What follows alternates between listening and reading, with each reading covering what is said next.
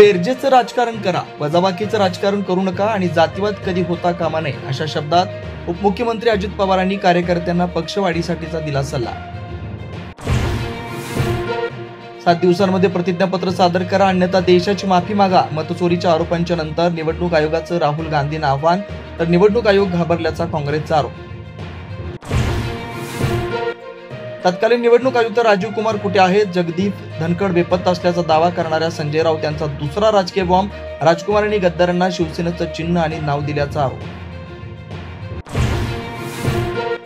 कृषी मंत्री दत्तात्रय भरणे यांना खात्याचा भार सोसवेना, क्रीडा खात्याच भर असल्याचं वक्तव्य वादाच्या शक्यतेनं भरणेकडून तात्काळ सारवासारव.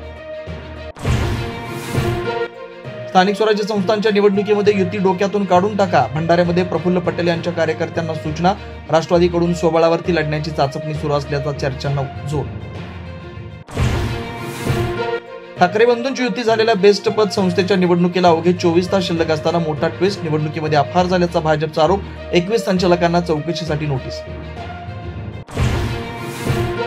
42 वर्षाच्या लढ्याला अखेर यश, कोल्हापूर सर्किट बेंच मुख्यमंत्र्यांच्या हस्ते उद्घाटन. सातारा, सांगली, कोल्हापूरसह 6 जिल्ह्यांमधल्या प्रलंबित खटले सर्किट बेंचमध्ये चालवले जाणार. मुंबापुरीमध्ये बाप्पांच्या आगमनाची धूम, चिंचपोकळीच्या चिंतामणीचा थाटामाटात आगमन. इतर प्रमुख गणपती मंडळांचा सुद्धा वाजत गाजत स्वागत होणार. यवतमाळ आणि नांदेड जिल्ह्यात पावसाचा धुमाकूळ, पूल वाहून गेल्यामुळे दोन्ही जिल्ह्यांचा संपर्क तुटला. कोकण, मुंबईसह विदर्भामध्ये अनेक जिल्ह्यांना अतिमुसळधार पावसाचा इशारा. जम्मू काश्मीरच्या कठुआमध्ये 3 ठिकाणी ढगफुटी, 7 जणांचा मृत्यू तर 6 जण जखमी झाल्याची माहिती. 14 ऑगस्टच्या ढगफुटीमध्ये 65 नागरिकांचा मृत्यू.